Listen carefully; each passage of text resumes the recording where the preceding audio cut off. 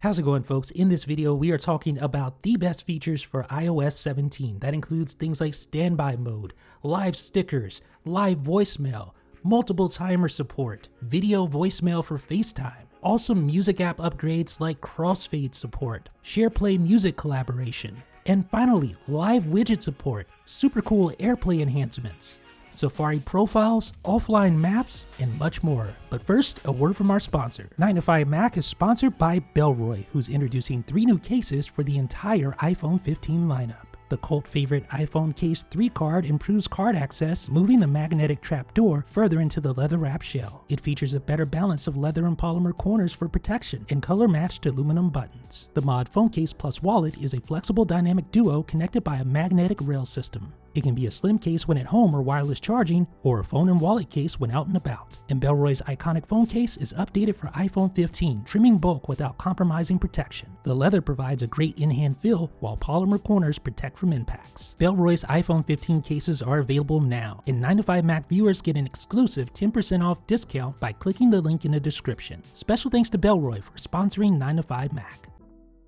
The biggest new feature in iOS 17 is Standby. This is a feature that uses wireless chargers like this one from Nomad, the Stand 1, and all you do is you place your iPhone on the stand and you put it into landscape mode, and that is what enables Standby. So first of all, let's check out the Standby settings. If we open up Settings and we go to Standby, which has its top level in the Settings app, there you go. And when we open it, we see the various switches and settings for Standby. And as it explains, Standby will turn on when your iPhone is placed on its side while charging and display glanceable information like widgets, photo frames, and clocks. So we'll revisit this settings panel a little bit later, but right now let's just go ahead and show you how Standby works. So we lock our device, we have it on the charger, it's charging, and all you do is rotate it into landscape mode, like this.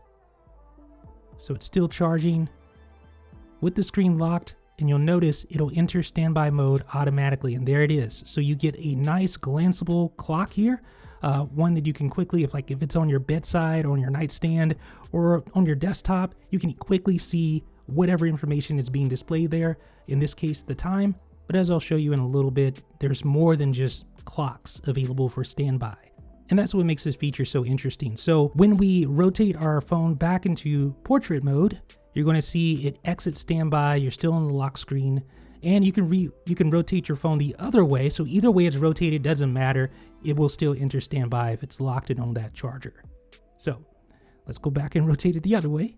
I prefer to have the power button on top, but whatever way you choose to rotate it, just make sure that your face can view the true depth camera so it can unlock with Face ID when required. Now, of course, if you take your iPhone off the charger, just grab it like this, and immediately, well, almost immediately, it exits standby mode, and you put it back on like that in landscape, and it re-enters standby mode, this time showing a different clock, and it'll show you the power indicators. Sometimes you'll notice that it bounces back to the lock screen and then re-enters standby mode.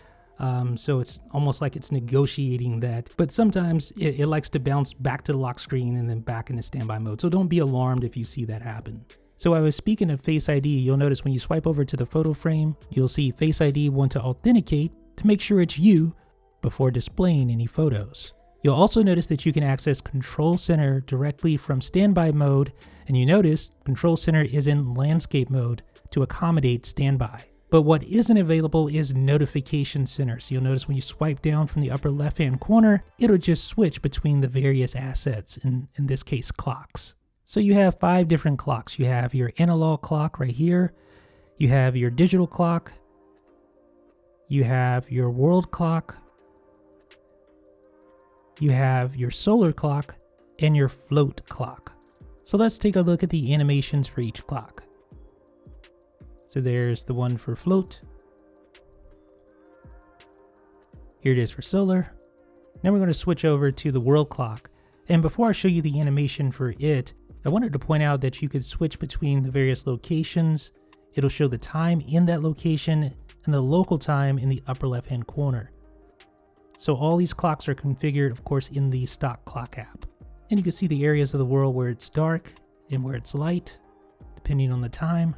So obviously in the United States, when it's dark, in Tokyo, it's light. Basically like a 12, 13 hour difference. And then when you tap back on your actual location, it will display your next upcoming alarm. Now let's look at the time change animation, and there we go.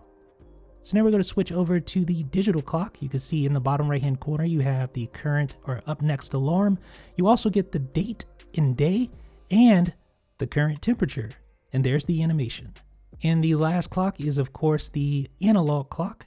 You can see you get the up next alarm and you get the day and date and you get some cool customizable colors, and all these clocks can be customized to a degree, except for this clock right here. When you long press on the world clock, there is no customization or edit mode option that comes up. Whereas you do that with any other clock face, and there you get the edit mode. So it will display all the various clocks here. You can quickly scroll through either of those, and then when you're ready to edit, you'll see a little button in the bottom right hand corner, which you don't get in the world clock. So if you tap that little button, basically you get the ability to change the colors associated with that clock. So you see that two-tone color there. Then you have some solid colors you can switch between. Yeah, that's pretty much it. So we're going to do the next one. So we'll edit the digital clock, and a lot more colors there. You even get some gradient type of colors as well. And those look really neat. Just X out. Touch targets are a little difficult. All right, so next up is the world clock, but as I mentioned, you can't actually change anything there. So here on the solar clock, we'll go ahead and tap, and you see some various colors there, a couple of two-tone colors, along with the rest. All right, and then we'll switch over to the next clock, and that's going to be float. And when you go into edit mode here, you're going to notice quite a few different colors to choose from, and a lot more two-tone colors as well. What do you guys think? Let me know down below in the comment section your thoughts on these clocks. Here's hoping that Apple will add even more customization options, complications, things like that with these clocks. All right, so next up, you see the photo frames, and it pulls in metadata like the time and date when the photo was taken. You have the clock in the upper right-hand corner of all the photos, and you'll notice a very subtle Ken Burns effect. You can see on the edges there as the photo moves and zooms into view. So in other words, it's not just a static photo, but it's actually, there's some movement involved there. Now when you tap on the photo, you can tap View in Photos, and that will open up the Photos app directly to that particular image. So that's nice if you want to actually do something with that particular photo, whether it be editing it or sharing it, etc. Now you'll also notice you can switch between the photos in the album just by tapping the left or right side of the screen like that. So you can go back or forward. And you'll notice that if you swipe up, you're able to switch between each album that you have configured. So you have the Nature album, you have Cities album, you have your featured album.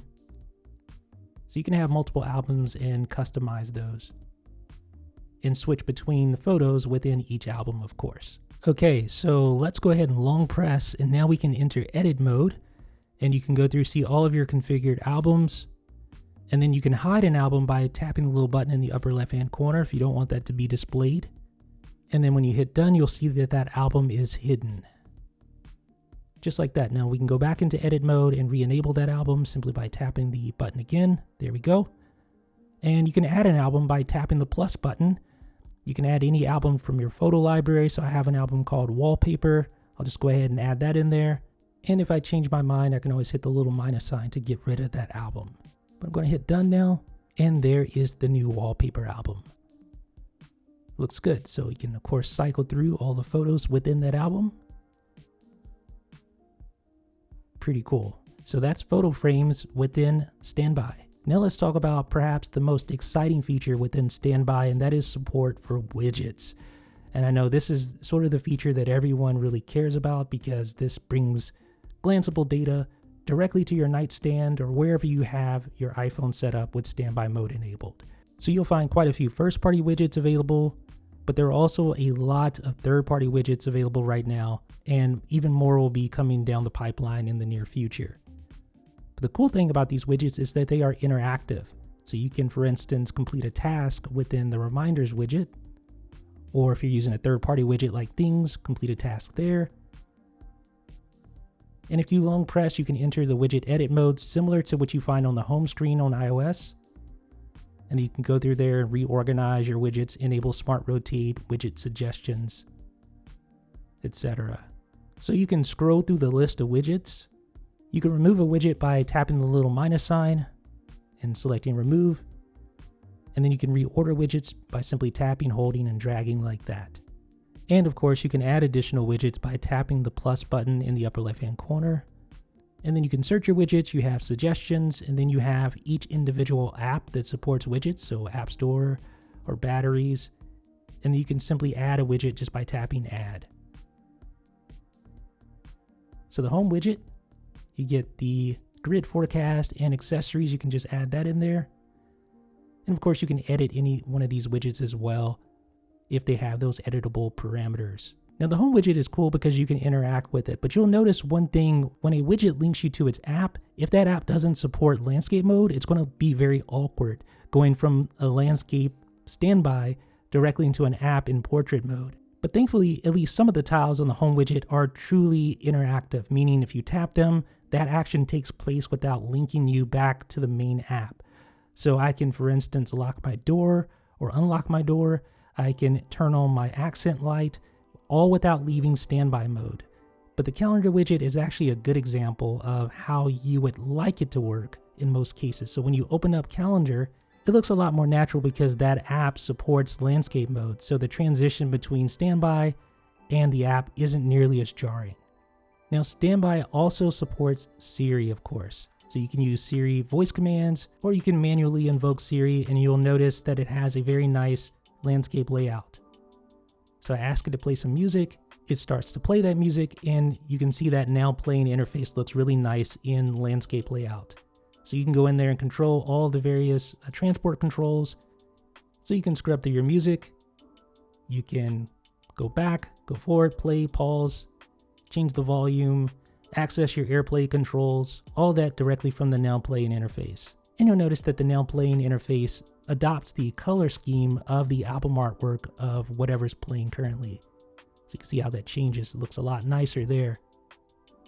I want to scroll through. That looks really cool. So to exit out of the Now Playing interface, you simply swipe up from the bottom like that, and you'll notice a little waveform indicator that actually adopts the color of the album artwork that's playing as well. And that is available on all the screens, your clocks, your photos. You just tap it again, and that takes you right back to the Now Playing interface. So easily access, easily dismiss that. Now standby mode also works with live activities.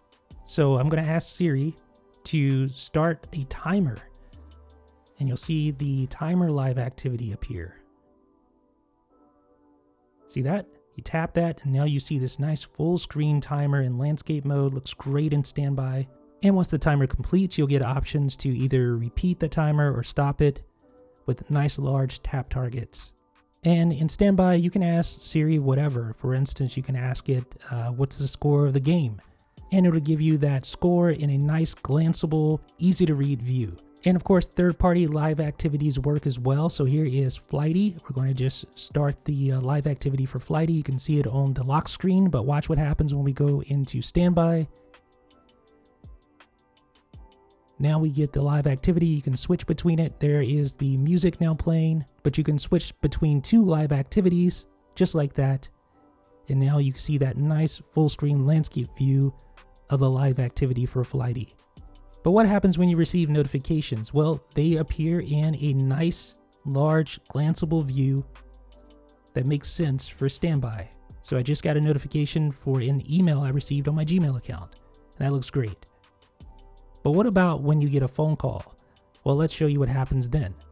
So there's an incoming call, and you can see that nice contact poster appears in landscape view. And those contact posters are of course new for iOS 17, but then you have those nice large buttons. So I just sent that incoming call to voicemail, and now you have the iOS 17 new feature live voicemail, which will transcribe that voicemail directly on the screen. So you can see Jeff Benjamin is leaving a message, tap to view, so it authenticates, and then you can see what the caller is leaving on the voicemail. So that is really a nice feature. And you can accept that call if you want to. So if you tap the green accept button, you can pick that call up. So it works sort of like phones did back in the day, where you could sort of screen calls, hear who was calling on the voicemail, and then decide to pick it up if you choose to do so. So you can just tap accept, and that conversation begins. And there's a notification that I received a voicemail, so that voicemail is still left, even though I picked that conversation up. Now for iPhone 14 Pro and iPhone 15 Pro users, you get the always on display option. That is nice. Obviously, that's a great thing for standby, right? So that'll keep your screen on, but the screen will still time out intelligently, Apple says, when it's not in use, but it's easy to wake the screen up in standby mode when it does go to sleep. So now we turn the always on display off, and this is basically what happens, just to simulate what happens after that display times out, or if you have a phone that doesn't support always on display like the iPhone 13. So it just goes away like that, but it's very sensitive to touch, so even if you just tap the nightstand that you're on, it will wake that device up, similar to how the Apple Watch wakes up when in nightstand mode and you tap the nightstand. And standby also supports night mode, which will present the interface in a red tint when you're in low ambient lighting. So if you're in a dark room, you won't be blinded by the standby interface. And standby, when in night mode, can also detect that very subtle motion around your iPhone. So let's go ahead and check out night mode. So I'm going to dim the lights, and you can see that red tint come right into play, and your screen will dim. And you'll notice that night mode affects all areas. So your widgets are going to be affected by night mode. All the various clocks are going to be affected as well, making them a lot more readable in a dark room. Now there's one last thing I want to talk about with regard to standby. That's the preferred view per MagSafe charger. So in other words, standby will remember your layout for each MagSafe charger that you place it on. So you can see at my setup right here, I have the little stars, and then I have the world clock, and now I have my MagSafe Duo in the background here. I'm going to connect that, and I'm going to configure that for standby. And we're going to switch between the two and see if it remembers my configuration. So I have that clock there. I have those widgets set up. So you can see the mountains and the solar. All right, so you can see, yes, it switched back to the right photo and the right clock. It doesn't remember the widgets, at least I wasn't able to get it to remember the widgets, but it did switch automatically to the photo, the correct one that we had initially for this charger, and it switched to the clock that we had configured for that charger. So let's switch it back to the other, and yes, you can see it updates with the correct photo frame and the solar clock. So let's switch back again, and let's see if it updates. Oh, didn't. Let's see. Yeah, so it switches to the right photo frame and the clock. The widgets still don't seem to be memorized, but maybe that is just a bug. Very cool feature. Previously, when you wanted to activate Siri with your voice, you would say this. Hey Siri, what time is it? It's 9:57 a.m. But now in iOS 17, you can activate your voice assistant by just saying Siri. No hey required. So if you go into settings for Siri and search, you'll see there in the middle the old setting, but now at the top you have where you can say either the main keyword with hey in front, or for iOS 17, just the keyword itself. And this works for all iOS 17 devices and AirPods Pro 2. Siri, what time is it? It's 9:58 a.m. Siri, what's the weather like today? Should be sunny today. Daytime temperatures will hover around 78 degrees. But that's not even the best part. You can now make back-to-back requests and even interrupt Siri. Siri, what's the weather like in Paris? It's currently partly cloudy and 74 degrees in Paris, England? France, with It's currently windy and 67 degrees in London, United Kingdom. What about San Francisco? It's currently cloudy and 60 degrees in San Francisco, California. How long does it take to get to San Diego from there? Traffic to San Diego, California from San Francisco, California is light, so I'm estimating 7 hours and 12 minutes via I-5 South. Who's the most famous person from there? From Playback FM, the most famous person from San Diego, California is Cameron Diaz. Contact posters in iOS 17 take contact photos to the next level. So instead of just a single photo, you can have an entire poster dedicated to each contact, including yourself. You can actually create your own contact poster that will be automatically shared with others, and it looks amazing. So let me show you how to create a new contact poster. So you just tap on Create New, you can select Photos, and then choose the photo that you want to use as your poster. So here's one, and then you can choose various backgrounds and effects like duotone or color wash, and choose the different style colors. So there you go.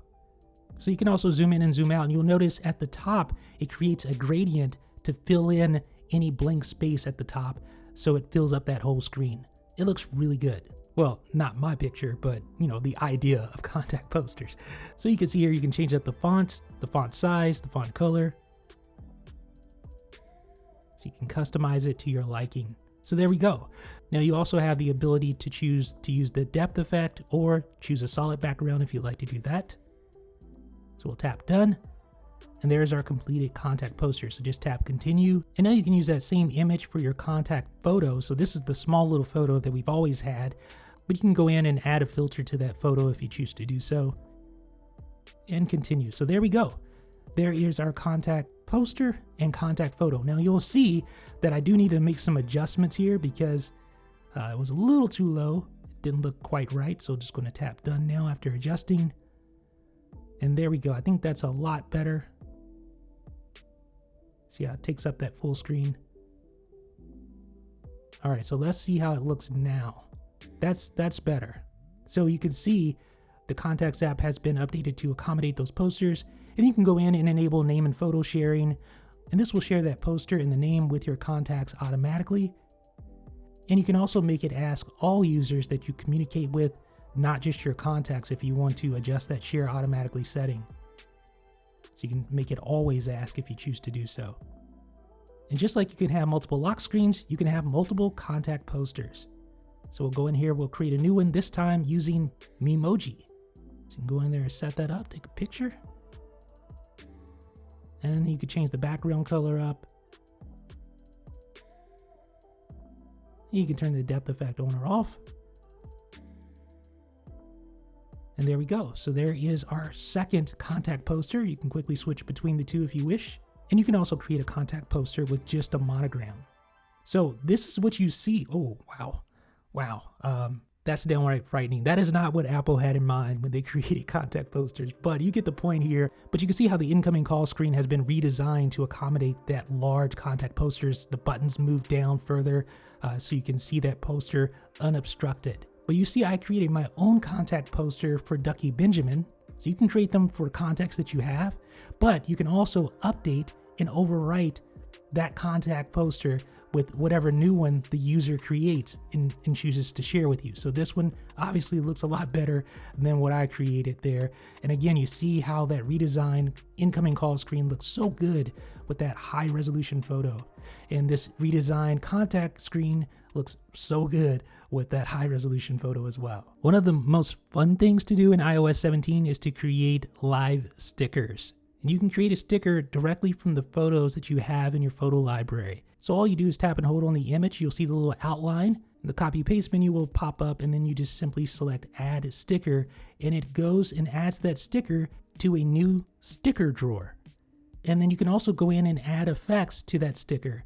So Puffy is actually one of my favorites because it looks like one of those little puff stickers that we used to get back in the day as kids. You have outline, comic, shiny. So in the Messages app, you get this little menu here, which contains all of your iMessage apps, along with links to the camera, photos, and the sticker drawer. So you tap that, and there's your sticker. You just tap and insert that sticker into the conversation, or you can tap and drag the sticker directly on top of a message bubble and stick that there.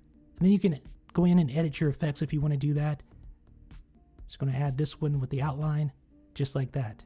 But the cool thing about live stickers is that they work with live photos as well, so you can get animated live stickers.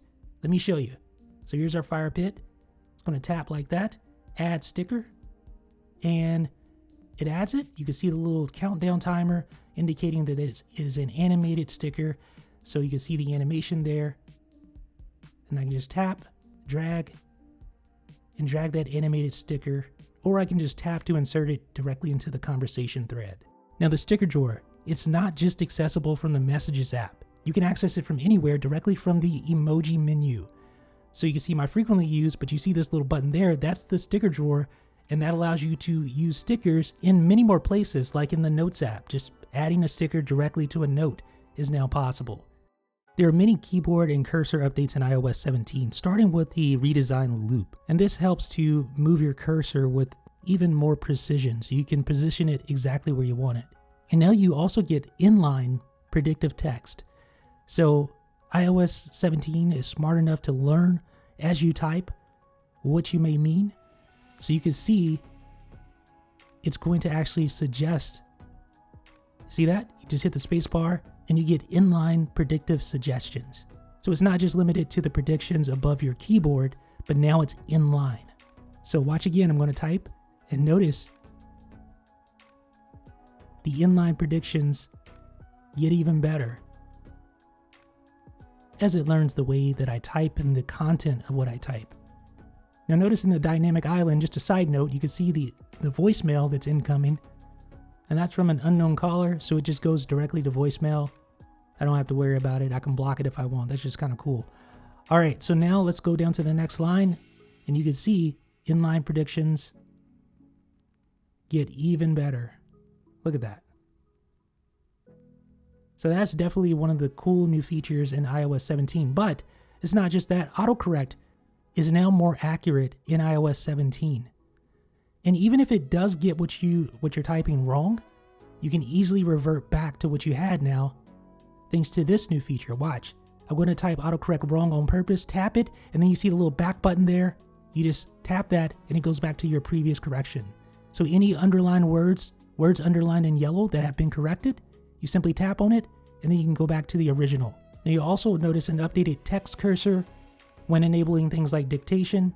So now you can see what language you're using and that dictation is active. So when dictation is occurring, you see the little yellow glow animation to indicate that dictation is actually in progress. Now you can actually start typing, interrupting dictation, but of course dictation is still active, just like that. And you get additional indicators. For instance, when your caps lock key is enabled, when you're typing with the hardware keyboard, you see that little caps lock indicator that just kind of reminds you, yes, caps lock is enabled. You can tap on that to dismiss caps lock. And when switching languages, you'll see a new little indicator like this, so you can quickly switch between English and Spanish, for instance. Now, the HomePod has enjoyed multiple timer support for some time now, and now iOS finally gets support for multiple timers. So when you go into the clock app, you go to the timers tab, there you'll see a timer that you started, and then you can add another timer. And you can change up all sorts of parameters, obviously the amount of time. But now if we tap one of those individually, you can go in and view that individual timer. Above the countdown, you see when the timer will sound. You can pause, cancel, change the label, give it a name, provide it with one of those cool new tones. And there we go. So let's just go back. And you see two timers in progress. You can switch between the two, give the other one a name. So I have toast and eggs. And each time you create a new timer, it appears under your recent, so you can quickly add that recent to a new timer and just keep adding timers. And of course, timers function as live activities, so I can see up to 4 timers on my lock screen. And I can use these labels with Siri. Siri. Create a new timer called pizza for 15 minutes. 15-minute pizza timer. Starting now. Siri. Cancel the pizza timer. Pizza timer canceled. So it's a very handy way to interact with multiple timers via your voice. Now there's also presets. So you have 1 minute up to 2 hour presets. You just tap it and it creates that timer just like that. Yes, timers are a lot more robust in iOS 17. Live voicemail is another flagship feature for iOS 17. If you go to settings phone, you'll see live voicemail. Just go in there and enable that switch. And this lets you view a transcript of the incoming call in real time, and you can choose to answer that call before it ends. Let me show you a demonstration. So there's an incoming call. Oh, wow. And if I don't answer it, it will go to voicemail eventually. Your call has been forwarded to voicemail. The person you're trying to reach is not available. At the tone, please record your message. When you have finished recording, you may hang up. Hey guys, this is Jeff Benjamin. If you haven't subscribed to 9 to 5 Mac, why not go ahead and hit that subscribe button? And also, if you appreciate videos like this, then press that thumbs up button because it legitimizes this video and helps other people find it. That's pretty much it. Hope you guys are having a great day. Thank you very much. So that is so awesome. A real-time transcript of the incoming voicemail, and you have the option to accept the call before they hang up. So you can also accept this call, as you can hear there. So you're actually able to talk with the person live and pick that up. So you can sort of stream calls now with this new live voicemail feature.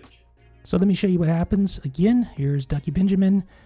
Another little cool thing, you see the phone line that's associated with the incoming call. But if I just outright decline this call, it'll go to voicemail as well. So you can see in the dynamic island, tap there to manage that call. You can also instantly send a voicemail. Your call has been forwarded to voicemail. The person you're trying to reach is not available. At the tone, please record your message. Terrible. When you have finished recording, you may hang up. Hey Jeff, so in iOS 17, it's now possible to actually leave voicemails for FaceTime audio calls as well. Another benefit of live voicemail. And you also want to take advantage of a couple of features within iOS's phone settings. Silence unknown callers.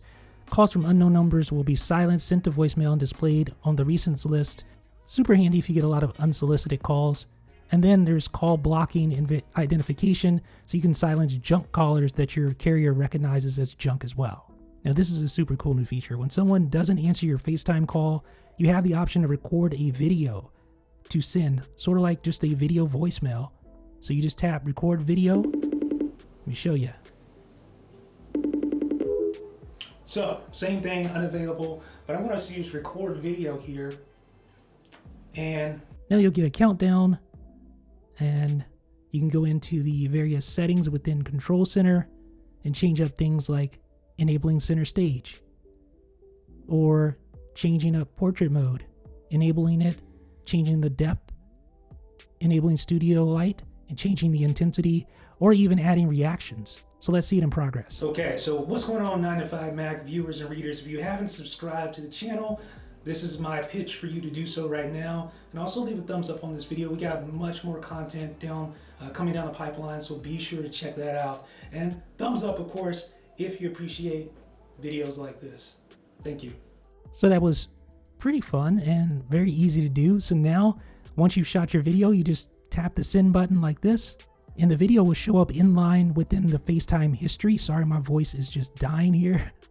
And now you can play that back just like this. Okay, so what's going on 9 to 5 Mac viewers and readers? If you haven't subscribed to the channel, this is my pitch for you to do so right now. But here's what's really cool. You can actually, if you're running watchOS 10, you can play these back on your Apple Watch. Watch this. Okay, so what's going on 9 to 5 Mac viewers and readers? If you haven't subscribed to the channel, this is my pitch for you to do so right now. And thumbs up, of course, if you appreciate videos like this. Thank you. All right, so one of my favorite new features in iOS 17 has to do with the music app and the updated album artwork, specifically the now playing interface that uses that album artwork. You now have animated artwork that takes up the full screen of the now playing interface, which just looks amazing in my opinion. So I'm just cycling through several examples of some of the interesting animated artwork that I've been able to stumble upon. But there are tons of examples of these within Apple Music. And I just think it makes the experience that much more engrossing and dynamic, sort of like vinyl album covers, in a sense, conversation pieces. And finally, in iOS 17, the music app gains crossfade ability. So you can see how it normally does when you reach the end of a track. It goes all the way down to 0, skips to the next song, right? But if you go to settings, music, enable crossfade, you can set from 1 second up to 12 seconds. We'll just go all the way to the max just to make it very obvious. And crossfade doesn't work with AirPlay. It also doesn't work with iTunes match songs, which is kind of a disappointment. But as you can see, once it gets down to 12, it'll automatically skip over to the next and crossfade the next song in. SharePlay music collaboration is a feature that is great for when you're in a car and you're driving somewhere with friends. All that friend needs to do is scan the QR code to join in, or if you have a contact that's nearby, it will automatically recognize that contact. And then this will allow multiple people to contribute to a playlist, to control playback, so they can play, pause, add something to a playlist, add something to up next. So the point is collaboration. So it's not just one person in control of the radio, but everyone can contribute, no matter if they're in the back seat, the front seat, whatever the case may be, they can do so. So you just add that person to that SharePlay collaboration session via the QR code, or if they're one of your contacts, it will automatically discover that nearby contact if you have that option enabled. So you can have multiple participants. They don't even need to be an Apple Music subscriber. They can be an Android user, but you can see you scan that code, you connect, and you can see that person connects just like that. And you know Teslas don't have CarPlay, so this does not require a vehicle with CarPlay. As long as you're connected to a car, it'll suggest adding users. So here I have my iPad. I'm going to add this to up next, and you'll see that change appear right there on the iPhone.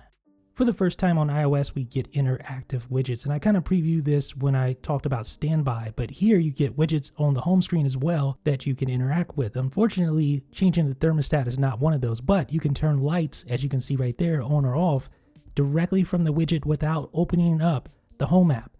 And the same thing goes for other widgets, like the reminders widget. You can complete a task just by tapping without launching the app. And yes, third-party apps are supported as well, like Lifton, and that allows you to launch a workout without opening the app. And of course, you can play and pause music from the music widget. Just like that. And the Streaks app allows you to keep your streaks going directly from the widget itself. So AirDrop receives some updates as well for iOS 17. So if we go to Settings, General, AirDrop, you'll see a new option, Start Sharing by Bringing Devices Together. In other words, initiating an AirDrop just by holding your iPhones near each other like this. So this is actually a name drop, exchanging contact information just by holding your phones together. So you can see both contacts are exchanged there. But you can also hold both devices together to initiate a regular AirDrop to transfer files or exchange links or photos, etc. Search in Messages has always been a very frustrating experience because there really was no way to specify or filter your searches.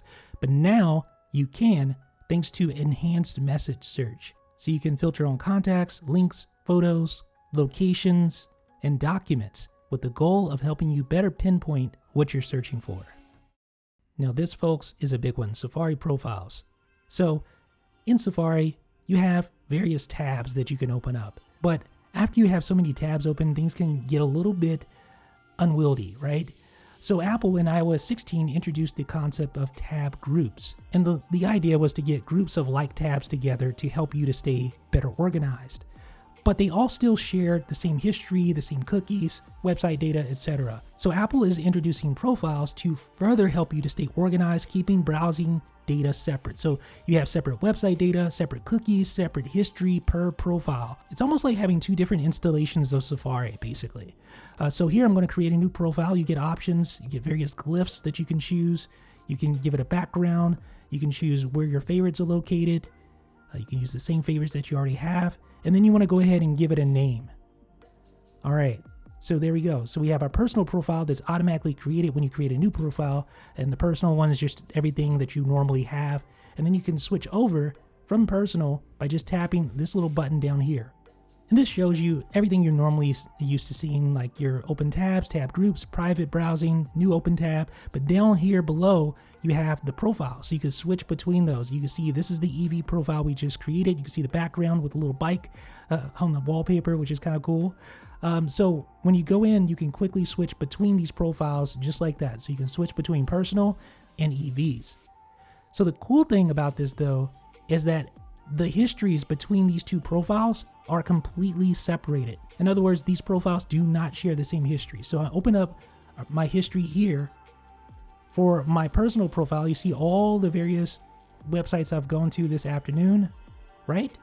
Now, if I switch back over to my EV's profile and I open up history there, you want to find the same thing? No, you don't see anything because I haven't opened anything on this profile.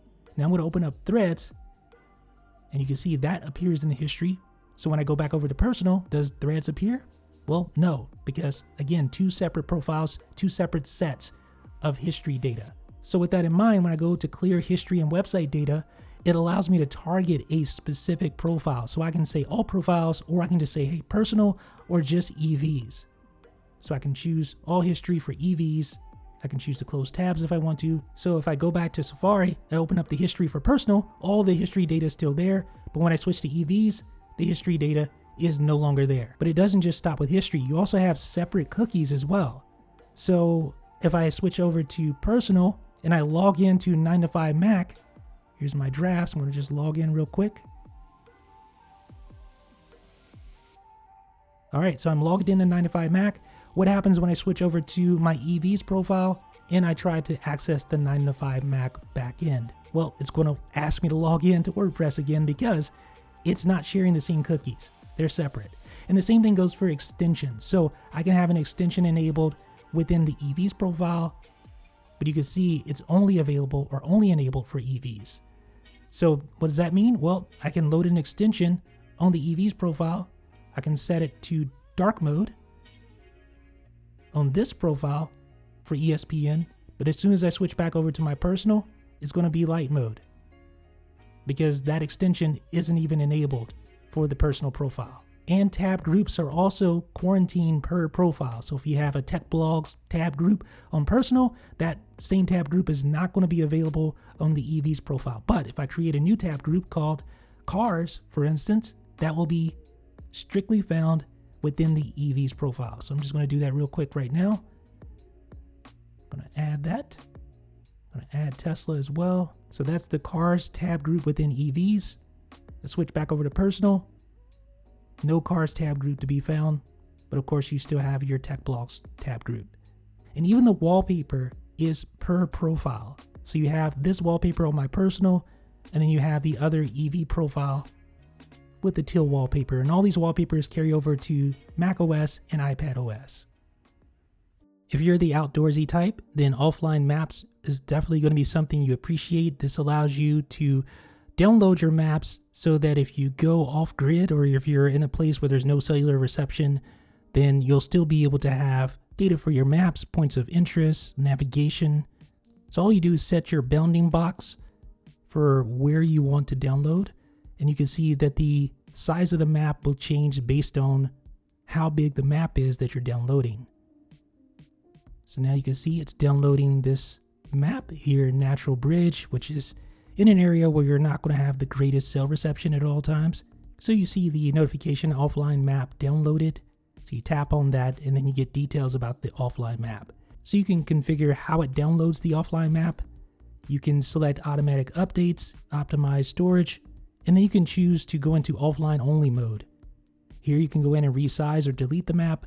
We're going to go into offline only mode. So now the Maps app thinks you don't have any sort of network connectivity. But you can still see the map that you downloaded because it's offline. It's available on device. You can zoom all the way in and get details about all those little bitty roads. But if you try to do somewhere that isn't downloaded, you'll see nothing but the little checkerboard squares because it's not online. And finally, we have the new ringtones and tones. These are really, really good. It's been forever since we've had new ringtones on iOS, but now we do. Another nice thing, you can now assign ringtones per line. So if you have multiple lines, you can assign a ringtone for your personal line and a ringtone for your business line, for instance, as I'm doing right here. So that's really an awesome feature, but what really stands out are all the new ringtones. Even Reflection got a remix. If you want to hear them all, I'll have a link down below in the description for that. 48 megapixel HEIF Max Photo Capture. Now this feature is primarily targeted at iPhone 14 Pro users because it comes to the iPhone 14 Pro for the very first time as a part of the iOS 17 update. It's also on the iPhone 15 Pro obviously, but that's out of the box. So if you're an iPhone 14 Pro user, you may be wondering, well, what's the big deal? I could already shoot using that 48 megapixels when I shoot in Apple Pro RAW. And that's a good question because RAW has definite advantages. It's a much more malleable format for editing, but you'll notice the file size differences. Shooting in HEIF gives you much more manageable file sizes while giving you access to all the pixels on the sensor. So just enable the HEIF Max option in the upper right hand corner of the camera app, and there we go. So now you can see 48 megapixels with a file size that's much smaller than RAW, much more manageable. Now here's a quick tip. If you tap and hold the HEIF Max option, you can quickly switch between the various Pro formats. But besides file size, what's the benefit of shooting in HEIF Max mode versus regular 12 megapixel HEIF photos? Well, I'm glad you asked because we're going to compare. So I've taken two photos here. This is a 48 megapixel photo and the other one is a 12 megapixel photo right here. Well, let's just zoom in and compare. So I have some sound dampening material on my wall in the background. Notice when you zoom in, look at the edges of that, and you'll see quite a bit of noise right there where that sound dampening material meets the wall. And some other things you'll notice if you look at where the clip meets the wall, you can see how aggressive the sharpening is there on the edge of that clip. Just really aggressive sharpening with 12 megapixel photos there.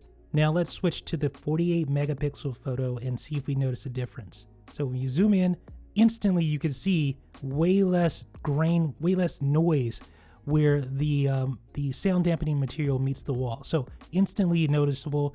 And then the clip, not nearly as harsh of a sharpening job there on that 48 megapixel photo, and you gain some of the detail back in the clip itself. Now I've never profess to be a photo expert or doing pixel peeping. I don't normally do this sort of thing, but here you can see this 12 megapixel on my blinds. You can see the highlight roll off there compared to the highlight roll off for the 48 megapixel. It is obviously superior, less noise as well. And when shooting foliage, I've noticed that the difference is also very apparent. Now that's not to say that the 48 megapixel shots are always going to be superior or that should be always the option you go for. It depends on a lot of scenarios, especially lighting. Low light scenarios, you'll probably find better experience with the 12 megapixel. And you can't use things like night mode or live photos with those 48 megapixel shots. So there you have it, ladies and gentlemen. This has been a look at the top iOS 17 features. Which feature stands out to you the most?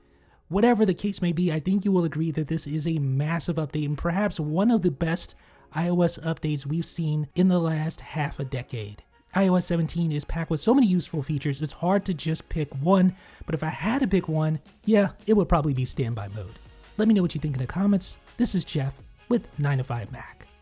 Again, special thanks to Bellroy, who just launched 3 new cases for the iPhone 15 lineup for sponsoring 9to5Mac. All of Bellroy's iPhone 15 cases and new tech accessories like a new update to their watch strap and a new waterproof watch strap are available now at Bellroy.com. And don't forget, 9to5Mac viewers get an exclusive 10% off discount by clicking the link in the description. Special thanks to Bellroy for sponsoring 9to5Mac.